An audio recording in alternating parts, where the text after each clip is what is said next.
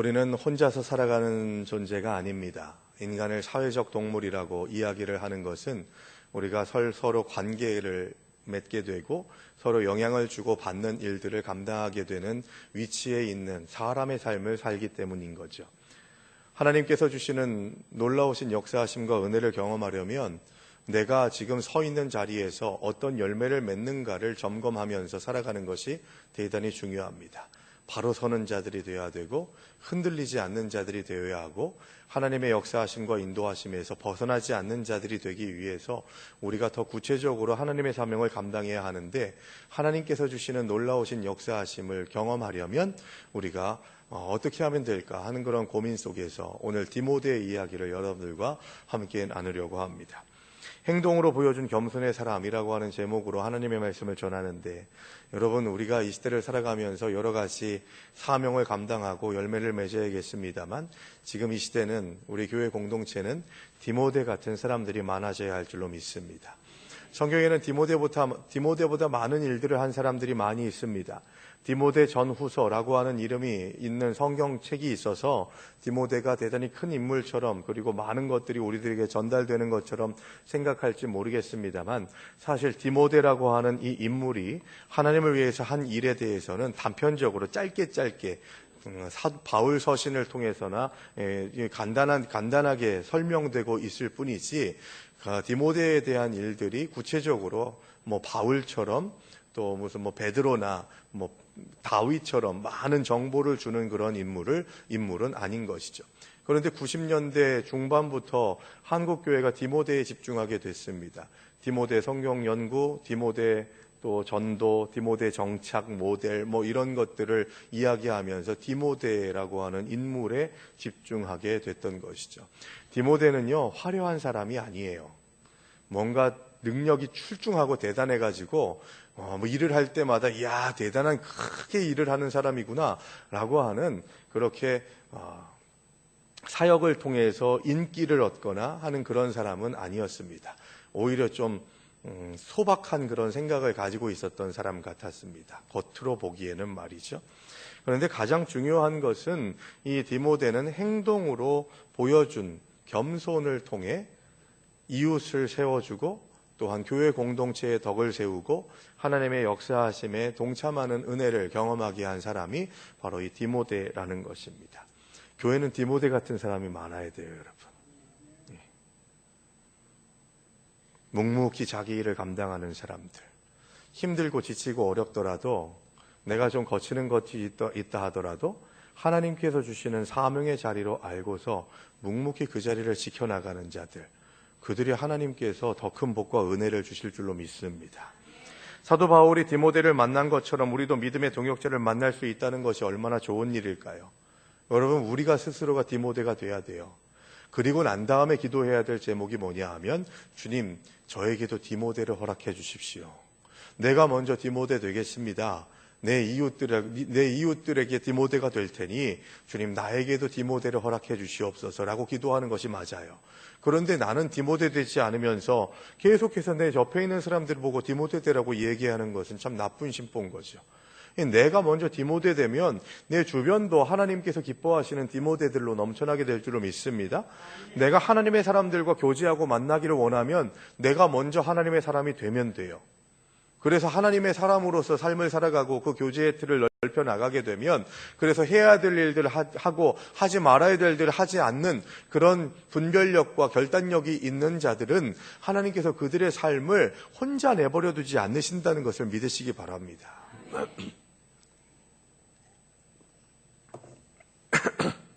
요즘 그런 얘기 하시는 것 같아요. 교회가 비어가는 것 같다라고 그렇게 이야기하십니다. 금요 기도회도 좀 비어가는 것 같고, 여러분 오해하지 마세요. 우리 교회 제가 부임할 때부터 비어 있었어요. 지금 점점 채우고 있는 중입니다. 부정적인 눈으로 보지 마세요. 하나님께서 역사하시는 은혜가 지금 가득한 교회입니다. 부정하지 마십시오. 하나님께서 피로 값주고 세우신 교회입니다. 사람으로 인해서 흔들리는 것이 아니에요. 그러므로 우리가 바로 서는 것이 나로부터 시작되어야 되는 거예요. 점점 더 채워져 나가고 있다니까요. 예. 더 채워지게 될 겁니다. 물론 여기 꽉 차면 450명 정도 앉아요.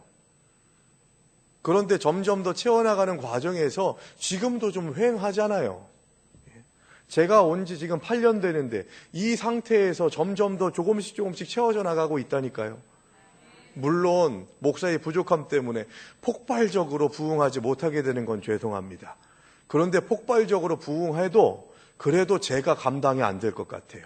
저는 능력이 좀 그 정도가 안 되거든요. 점점 더 밟아나가는 과정 속에서 하나님께서 더 좋은 모습으로 변화시켜 주실 것을 여러분 확신하시기 바랍니다. 여기에 있는 하나님의 백성들이 그것이 흔들려 버리면 하나님께서 부어주시려고 해도 그것을 준비되지 않았다고 생각하셔서 부어주지 않으세요. 뒤로 미루세요. 여러분, 주님께서, 아버지 하나님께서 이 교회 공동체를 통해서 하시고자 하시는 일들이 어떤 것인지를 기대하시기 바랍니다. 마귀가 주고 사탄이 주는 생각들로 인해서 부정적인 생각을 가지고서 교회에 덕을 세우지 못하고 공격하는 그런 사탄의 거짓말에 속지 마시고 하나님께서 주시는 놀라우신 역사하심으로 내가 더 견고하게 바로 서는 은혜가 있게 되기를 주님의 이름으로 축원합니다. 디모데는 그런 사람이었어요. 교회 중심, 하나님 중심의 삶을 살아나가는 사람이었습니다. 바울과 디모데 이 두 사람은 두 번째 선교 여행을 통해서 만났고 17년 동안 같이 일했습니다. 신실한 동역자였던 디모데가 없는 바울의 사역은 상상하기가 어려울 정도로 사도 바울은 누구보다도 하나님께 집중했던 사람이었지만 사람으로서 위로받았던 가장 많은 역할을 했던 사람을 꼽으라고 하면 바울의 위로자는 디모데였어요. 자신이 죽기 직전에도 이제는 죽음을 직감하면서 내가 만나고 싶은 한 사람 편지 보내가지고 디모데를 꼭 좀 데리고 와라. 디모데에게 이것도 들려서 같이 좀 나를 볼 수 있게 해달라고 요청할 정도로 사도 바울에게 있어서 디모데는 대단히 큰 역할을 하는 사람이었습니다. 그렇다고 해서 디모데가 없었을 때에는 사도 바울이 아무것도 할 수 없다? 아니죠, 그건. 사람으로 인해서 나타나는 문제는 아니죠. 하나님께 집중하면 하나님은 어떤 일이든지 감당하게 하십니다. 디모데는 젊었고 아마도 그리스도인으로서의 신앙을 가진 지는 얼마 되지 않았겠지만 그에게는 나이를 뛰어넘는 성숙함이, 영적인 성숙함이 있었습니다. 우리에게 이런 성숙함이 있어야 돼요, 여러분. 독실한 유대인 어머니와 할머니에게서 자라난 디모데는 그리스도를 만나기 전부터 하나님에 대한 강한 헌신과 구약 말씀에 대한 지식을 쌓아나갔던 그런 어린 시절이 있었습니다. 그리고 디모데가 그리스도인이 된 후에는 그의 공동체에서는 그의 지도력에 대한, 지도자에 대한 잠재력을 인정받게 됐고 바울은 이 영적인 아들로서 이 젊은 디모데를 동료로, 동역자로 받아들이게 됐던 것이죠. 디모데는 바울이 여행했던 거의 모든 도시와 함께했고 때로는 바울이 떠난 후에도 교회를 이끌기 위해서 남았습니다. 바울의 사역을 지지하고 도와준 데 있어서 이렇게 충성스러운 사람은 드물었다는 것이죠. 여러분, 우리의 주변에 이런 디모데가 많아져야 된다고 말씀드리면서 나도 또한 그런 충성된 일꾼이 되어야 된다고 말씀드렸습니다. 오늘 본문의 말씀 20절, 21절의 말씀에 보면 이는 뜻을 같이하여 너희 사정을 진실히 생각할 자가 이밖에 내게 없음이라. 그들이 다 자기 일을 구하고 그리스도 예수의 일을 구하지 아니하였다라고 그렇게 얘기합니다. 이거 누가 한 얘기예요, 여러분? 사도 바울이 한 얘기예요. 빌립보 교인들에게 디모데를 보낼 것이다 라고 그렇게 이야기하면서 디모데가 어떤 사람인지를 추천하는 추천문이 바로 이 오늘 본문인데 사도 바울이 얼마나 하나님의 일을 많이 했고 그 하나님의 일을 감당하면서 얼마나 많은 동역자들을 만났는데 사도 바울 스스로가 고백합니다. 너희 사정을 진실히 생각할 자가 이 디모데밖에 없다라고 그렇게 이야기하면서 그들이 다 자기 일을 구하고 그리스도 예수의 일은 구하지 않았다고 얘기합니다. 여러분, 사도 바울이 대부분 다메섹에서 주님을 만나고 난 다음에 했던 일들이 다 주님의 일일 텐데 주님과 동행하고 동역했던 사람들이 얼마나 많을 텐데 그 사람들 가운데에서 여러 사람들 경험했지만 이 디모데처럼 하나님의 일을 기뻐하고 하나님의 일을 자기 일처럼 생각하는 그런 사람이 없었다라고 그렇게 이야기하는 것은 어떤 면에서는 참 비참한 일이죠. 아픈 일 아니겠습니까? 그런데 중요한 것은 디모데가 그런 사람이었다는 거예요. 여기에서 오해하지 마십시오. 그리스도 예수의 일을 구하는 것과 자기 일을 구하는 것을 여러분들이 잘못 해석하면 안 돼요. 가정의 일 다 내팽개치고 교회 일 하는 거 하나님이 기뻐하실까요? 교회 일 열심히 함으로 인해서 가정이 깨지는 거 하나님이 기뻐하실까요? 대답해 보세요. 기뻐하십니까? 저는 하나님 그런 하나님 아니라고 저는 확신합니다. 가장 작은 교회의 단위를 가정으로 저는 고백해요. 그래서 가정이 무너지면 교회도 무너질 수 있어요. 무너지는 교회 공동체의 문제가 가정에서부터 시작된다는 거 여러분들 아십니까? 가정의 불화가 교회의 불화로 연결될 때가 대단히 많이 있어요. 가정의 아픔이 교회의 아픔으로 연결될 때가 많이 있어요. 제가 목회를 한다고 해가지고 제 가정을 돌보지 않고 제 아내를 돌보지 않고 자식들을 돌보지 않으면 교회가 부흥한다 해도 그거 여러분들 존중할 수 있겠습니까? 그 떳떳한 목사일까요? 아니요, 저는 그렇지 않다고 봐요. 가정도 제대로 건사하지 못하는데 어떻게 목회를 해? 제대로 해요. 그럼 결혼을 하지 말든가.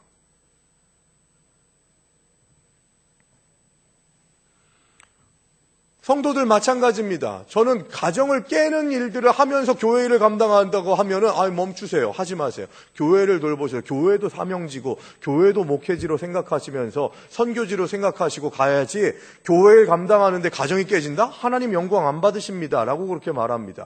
가정이 그만큼 중요한 거예요. 그러면 자기 일과 하나님의 일을 어떻게 구분할 수 있느냐? 자기를 위하여 내 욕심으로 하는 일을 자기 일이라고 하는 거예요. 하나님의 일은 뭡니까 그럼? 하나님께서 영광 받으시는 일을 얘기하는 거예요. 여러분 자녀를 양육하고 어린 아이들을 돌보는 일들, 어린 갓난쟁이들을 키우는 일들 하나님의 일로 고백하시기 바랍니다. 내 일이라고 생각하니까 내 힘으로 그렇게 하다가 공급되지 못해서 방전돼가지고 막 우울증 걸리고 짜증내고 열받고 승질나고 하는 거예요. 여러분 이걸 사명으로 하시기 바랍니다. 내가 감당하는 일들을 사명으로 고백하셔야 돼요. 내 일로 생각하니까 불평불만하게 되죠. 사명으로 알면 어떻게 됩니까? 내가 이 일을 하다가 지쳐요. 그러면은 사명을 주신 하나님께 아뢰는 거예요. 기도하고 간구하는 거예요. 그러면 그 힘을 누가 주십니까? 하나님이 공급해 주십니다. 믿으십니까? 이걸 못하니까 계속해서 절망하고 낙심하고 힘들어하는 거예요. 사도 바울은 디모데에게서 그걸 본 거예요. 뭘 하더라도 어디에 있든지 간에 목회를 하더라도 개인적인 삶 속에서 누군가와 교제하고 삶을 살아가는 과정 속에서 너는 모든 일들을 네가 감당하는 모든 일들을 하나님의 일로 고백하고 있구나. 자기를 위해서 하는 일이 아니라 하나님을 위해서 하는 일이구나 라고 그렇게 말하고 있는 거예요. 뭐조차도요? 교회에서 하는 일조차도 신앙생활조차도 내가 하나님의 이름을 이야기하고 있긴 하지만 나의 안위를 위해서 나의 욕심을 채우기 위해서 내가 가지고 있는 불명확한 것들을 명확하게 하고 싶어서 신앙생활이라는 건 뭐라고요? 보고 가는 게 아니라 믿고 가는 거라고 말씀드렸죠. 그런데 자꾸 보고 가려고 하니까 내가 불안하고 내가 좀 채워지지 않는 것들을 내 마음대로 내 뜻대로 내가 원하는 대로 채우려고 하다 보니까 하나님께서 영광 받으시지 않은 거예요. 그런 일들이 어떻게 된다고요? 자기를 구한 자들이라고 말씀하고 있는 겁니다. 예배를 자기를 위해서 구하지 마시기 바랍니다. 기도를 자기를 위해서 구하지 마시기 바랍니다. 말씀을 들을 때, 기도할 때, 찬송할 때 자기가 원하는 대로 하는 일들이 일어난다면 그게 하나님이지 누가 하나님이에요? 하나님을 예배하는 자리에서조차 내 기호에 따라서 내 적성에 따라서 내가 좋아하는 것에 따라서 예배한다? 제대로 된 예배 아니죠.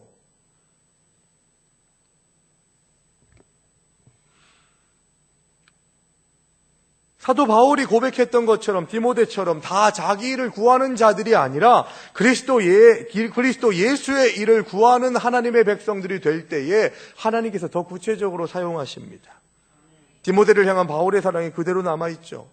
많은 사람들이 바울의 사역에 동참했지만 몇몇 사람들은 궁극적으로 교회의 안위와 복음 사역 그리고 예수 그리스도의 일보다는 각자 자신들의 삶에 더 관심이 많았습니다.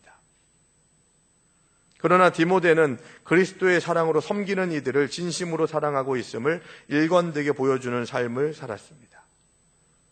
그는 바울을 사랑했고 하나님을 섬기겠다는 바울의 헌신을 기뻐하고 동참했습니다. 바울이 로마 감옥에 갇혀있는 동안에도 바울과의 관계로 인한 위험 때문에 그를 버렸던 사람들과는 달리 디모데는 끝까지 바울과 함께했던 충성스러운 소수의 사람이었습니다.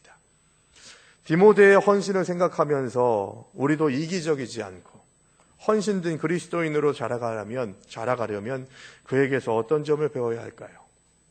저는 오늘 이 시간 그 얘기를 하고 싶은 겁니다.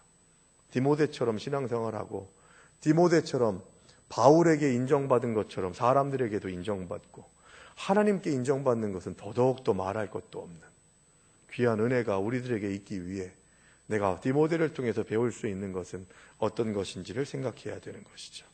저는 3가지 디모데의 태도를 여러분들과 함께 나누기를 원합니다.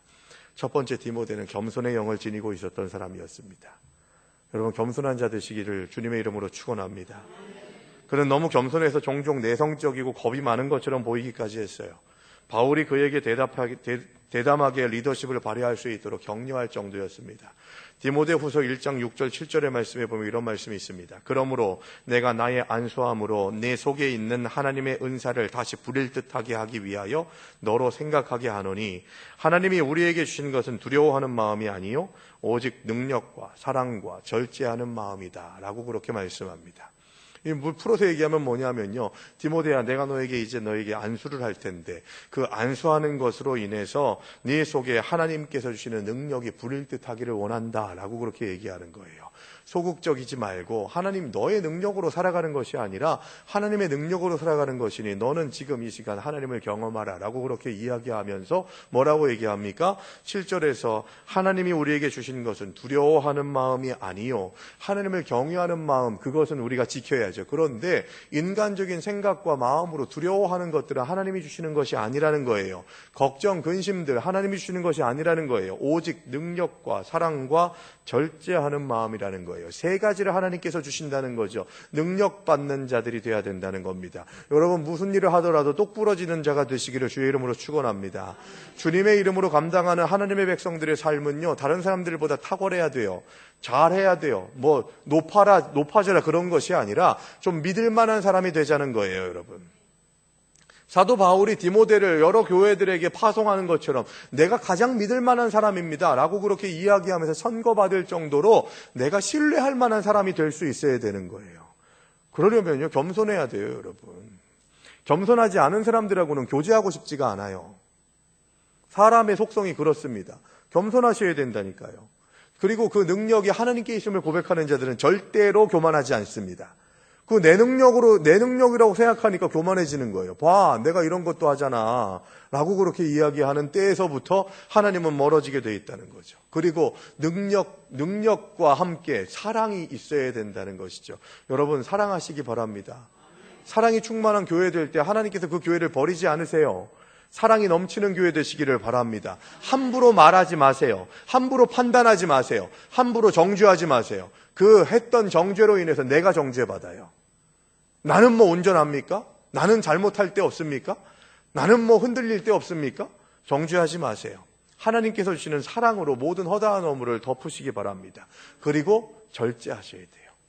이 능력과 사랑과 절제, 이것이 바로 하나님께서 교회의 일꾼을 세우는 디모데에게 이 사도 바울을 통해서 주시는 대단히 중요한 메시지예요. 절제는 뭡니까? 내 마음대로 하지 않는 것을 절제라고 얘기합니다.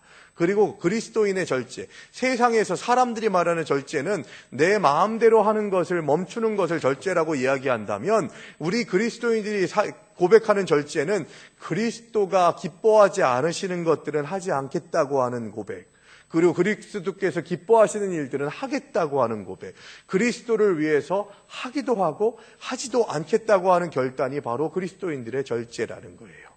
그러면 뭡니까? 능력도 사랑도 절제도 뭐에 집중되는 거예요? 하나님의 영광에 집중되는 거예요. 하나님의 영광을 위해서 해야 되는 거예요. 그리고 그것이 가장 구체적으로 드러내야 될 곳이 어디냐? 교회라는 거예요. 교회. 성령의 능력을 덧입은 지도력은 사랑과 절제, 능력을 유지하기 때문에 절대로 겸허함을 잃지 않습니다. 바울이 그것을 상기시켜주고 있는 거죠. 여러분, 겸손이라는 것을 뭘로 표현할 수 있을까요? 겸손의 눈은 우리 자신이 하나님 앞에서 얼마나 끔찍한 존재인지를 발견하는 것에서부터 시작합니다. 깜찍한 게 아니라 끔찍하다고요. 우리의 부족함과 나약함이 십자가에 걸맞지 않다고요. 아멘이세요? 예. 우리가 그렇게 비참한 존재들이에요.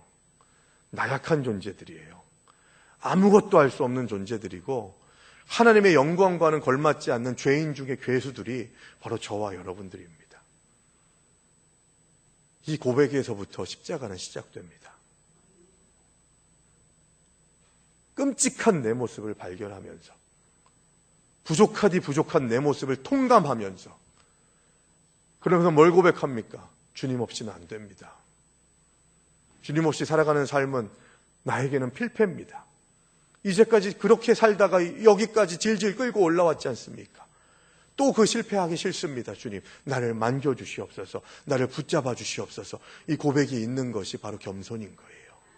겸손한 자들만이 십자가를 붙잡을 수 있습니다. 겸손한 자들만이 십자가의 예수를 만날 수 있어요. 우린 끔찍한 존재들이라니까요. 죄인 중에 죄인들이요, 괴수라는 것. 뭐 자랑할 것이 우리들에게 있겠어요? 그저 무릎 꿇고 주님 앞에 회개할 뿐입니다. 겸손함이 있을 때 우리는 이 시대에 디모데로 살아가게 될 줄로 믿습니다. 두 번째, 디모데는 그리스도와의 친밀한 관계에 대한 갈망이 있었어요. 그리스도와의 친밀한 관계에 대한 갈망, 이 갈망이라고 하는 것을 뭐라고 표현하고 싶냐 하면 방향성이라고 말하고 싶어요. 뭔가를 갈망해요. 뭔가를 간절히 바라요. 이건 방향성이죠. 그리스도와 친밀해지기를 원하는 마음, 그리스도와 가까워지기를 갈망하는 그 마음이 주님을 만나는 길을 제공한다는 겁니다. 디모데는 그 일을 했다는 거예요. 매일매일마다. 그리스도가 디모데의 삶에 들어옴으로써 그는 변화됐습니다. 그가 하나님을 유대교회에서 예배했던 사람이긴 했지만 그리스도와의 만남은 그를 새롭게 했어요. 그의 마음에 예수님의 생각과 마음을 갖게 됐다는 겁니다. 이심전심의 마음, 예수님이 기뻐하시면 나도 기뻐하고 예수님이 아파하시면 나도 아파합니다 라고 하는 고백이 있는 거예요. 내 자기중심적인 생각이 아니라, 기준이 내가 아니라 하나님이 됐던 것이죠. 디모데는 더 이상 자신의 일을 염려하는 것이 아니라 하나님의 일에 가장 관심을 쏟기 시작했습니다. 내가 어떻게 받아들이냐가 중요한 게 아니에요, 여러분. 그때 내가 어떻고, 내가 생각할 때 내가 기도가 안 되고, 내가 은혜가 안 되고, 내가 하나님의 그 은혜의 장중에 들어가지 못할 때에 그러면 뭐 내가 인간적으로 다른 걸 좀 해볼까? 그게 위기예요. 그때부터 문제가 발생해요. 그때 우리가 해야 될 게 뭐냐? 더욱더 넙죽 엎드려서 하나님 앞에 기도할 수 있어야 되는 거예요. 내 의를 드러내는 기도가 아니라 하나님께로 방향을 붙잡는, 하나님께로 나의 방향성을 온전히 세워나가는 그런 하나님에 대한 간절한 갈망이 우리 디모데에게 있었던 것처럼 우리에게도 회복되어야 하는 것입니다. 디모데는 그리스도의 마음을 품은 자가 어떤 열정을 가지고 가야 하는지를 보여줍니다.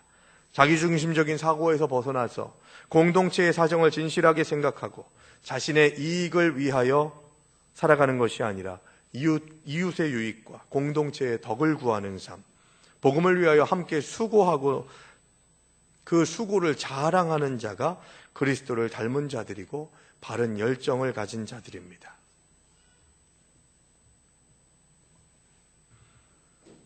자기중심적인 삶에서 돌이키기 위한 유일한 길은 뭡니까? 바로 마음을 전체적으로, 내 모든 마음을 주님 앞에 내어드리는 것입니다. 곧 하나님께 내 의지를 완전히 드리는 겁니다. 우리가 실패하는 이유가 뭡니까? 이건 내 겁니다. 이것만은 안 됩니다 라고 생각하는 뒤로 물러내는 것들이 있기 때문에 하나님 앞에 전적으로 순종하지 못하고 자기중심적인 삶에 빠져버리게 되는 겁니다. 오직 그리스도의 삶과 죽음에서 그분이 보여주신 분명한 거룩한 사랑을 통해서만 우리는 주님과 가까이 갈 수가 있어요. 그런데 자기중심적인 생각에 빠지게 되면 그리스도의 거룩한 사역에 동참하지 못하게 되고 흔들리게 되는 겁니다. 그리스도 안에서 이런 하나님을 향한 사랑이 있었기에 디모데는 사그러지지 않는 열정으로 불타올랐습니다. 조용한 열정. 그래서 조용하지만 항상 그 자리를 지키는 열정. 이것이 우리에게도 허락될 수 있게 되기를 바랍니다. 그러기 위해서 디모데가 했던 건 뭐라고요?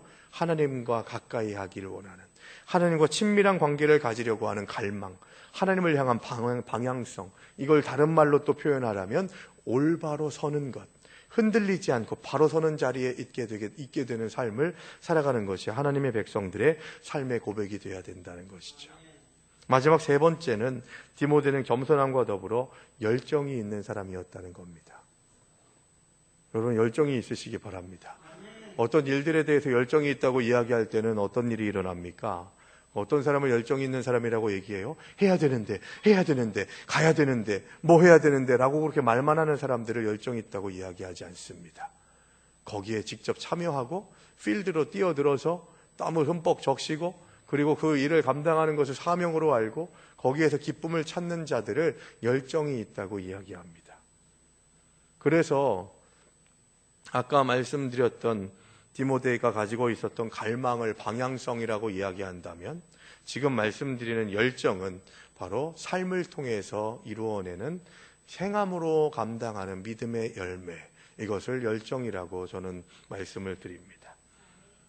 디모데는 자신이 인도함을 받을 필요가 있다고 느꼈고 사도 바울에게서 그 올바른 길을 찾았습니다. 방향성을 찾은 것이죠. 그리고 그 방향성을 따라서 결정을 했으면 그 방향을 따라서 열정 있게 그 사명들을 온전히 감당했습니다. 여러분, 믿는 자들은, 하나님을 만난 자들은 열정이 있는 자가 되어야 할 줄로 믿습니다.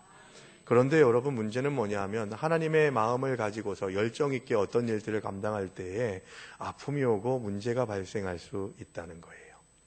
상처도 받고요, 힘든 일들도 경험할 수 있는 것이죠. 22절의 말씀에 보시면 이런 말씀이 있습니다. 오늘 본문이요. 디모데의 연단을 너희가 아나니 자식이 아버지에게 함같이 나와 함께 복음을 위하여 수고하였느니라. 여러분, 디모데의 연단을 너희가 안대요. 그러니까 빌립보 교인들에게 편지를 할 때, 야, 디모데가 얼마나 열심 있게 신앙생활 감당하고 사역을 감당했는지 너희들 알지? 고통당하고 고난당하고 상처받았을 때 디모데가 어떻게 했는지 네가 알지? 라고 하는 그런 말을 사도 바울이 하고 있는 거예요. 이건 뭡니까? 여기서 연단이라고 하는 말은 시험의 과정을 얘기하고 있는 것이 아니라 시험의 결과를 얘기하고 있는 거예요. 그러니까 지금 시험 당하고 있는 상태를 니들이 디모데를 봐. 그게 아니라 이제까지 시험 당했던 것들의 시험 당하는 과정들을 겪어내서 그것을 이겨낸 디모데를 너희가 알지? 그 얘기예요. 시험의 결과를 얘기한다는 것은. 그러니까 디모데는 시험과 연단을 통해서 그 디모데의 성향과 성품과 인격이 입증된 사람이라는 뜻입니다. 여러분, 이런 마음을 가지시길 바랍니다. 이 말씀을 사모하시기 바랍니다.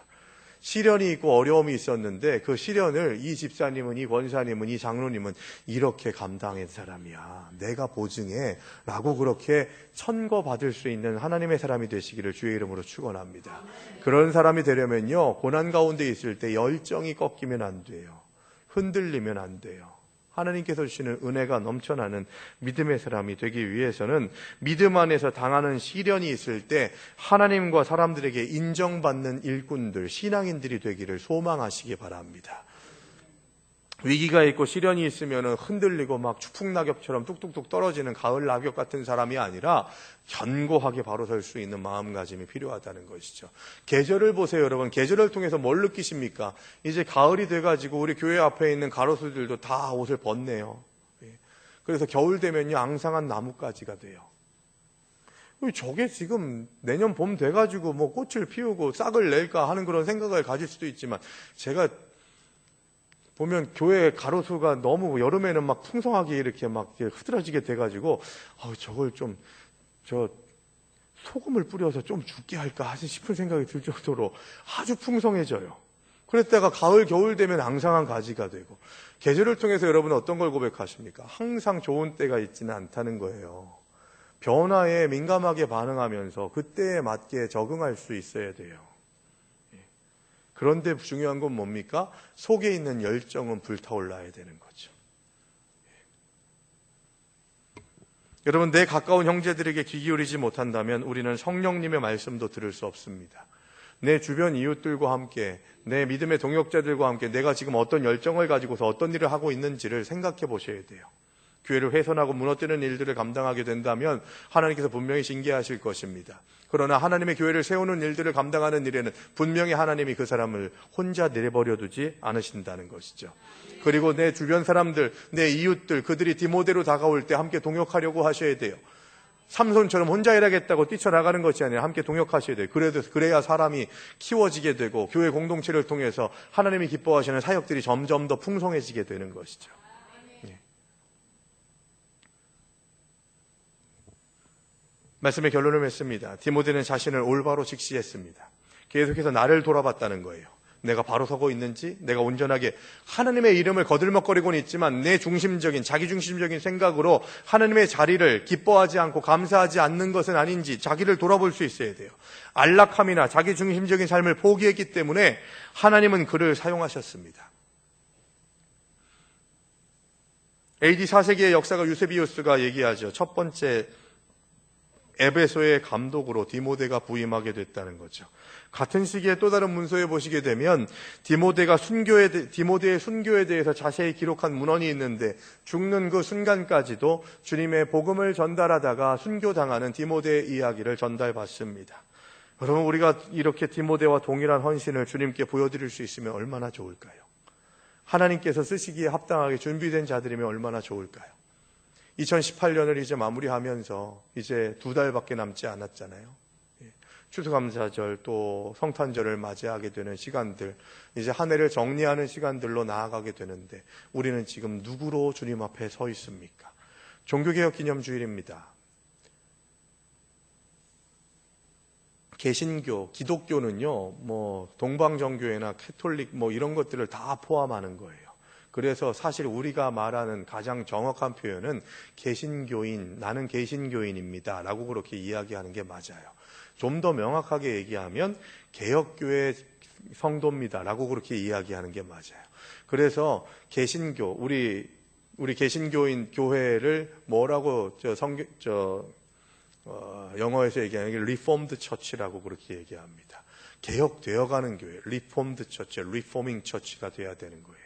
계속해서 변화를 추구해야 된다는 거예요. 건물이 변하고 장식이 변하고 그런 게 아니라 내 삶의 신앙 고백이 계속해서 고여있지 않을 수 있도록 계속해서 개혁교회의 전통을 가지고서 어리석은 생각, 하나님이 기뻐하지 않으시는 것들, 하나님의 기준에서 벗어나는 것들, 하나님의 관점에서 흐트러지는 것들이 있다면 그것을 박차고 깨어서 새롭게 세워나가겠다고 하는 결단, 이 루터와 같은 신앙 고백이 우리에게 있어야 된다는 거죠. 오직 하나님께만 집중하는, 오직 말씀에만 집중하는, 오직 하나님의 영광에만, 은혜에만 집중하겠다고 다짐할 수 있는 하나님의 백성들. 그래서 이 종교개혁주의를 통해서 우리가 회복해야 될 것은 자기중심적인 생각을 벗어버리고 하나님 중심적인 신앙 고백으로 내가 나아가겠다고 하는 신앙생활을 다시 시작하는 것이 바로 이 매년마다 돌아오지만 10월 마지막 주 종교개혁주일이 우리가 감당해야 될 신앙 고백인 줄로 믿습니다. 주님, 나를 개혁하게 하여 주시옵소서, 나를 변화되게 하여 주시옵소서. 이 고백을 가지고서 이 시대에 디모데 같은 삶으로 겸손을 보여주고 또한 열정과 주님을 향한 간절함을 가지고서 교회 공동체에, 여러분들의 가정에, 또한 우리의 모든 삶의 자리에 쓰임 받을 수 있는 하나님의 사람들이 되시기를 주의 이름으로 축원합니다. 조용히 침묵으로 주신 말씀 기억하면서 결단의 기도를 개인적으로 드리겠습니다.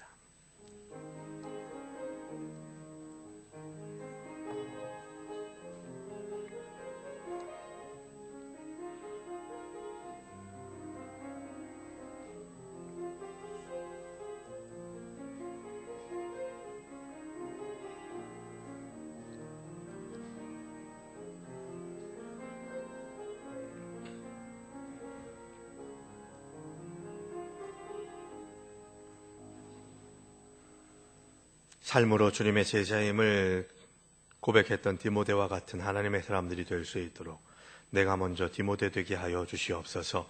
그래서 내 주변에도 디모데들이 함께 세워지게 인도하시고 겸손함으로, 하나님에 대한 열정으로, 주님을 향한 간절함으로 우리의 삶을 주님 앞에 내어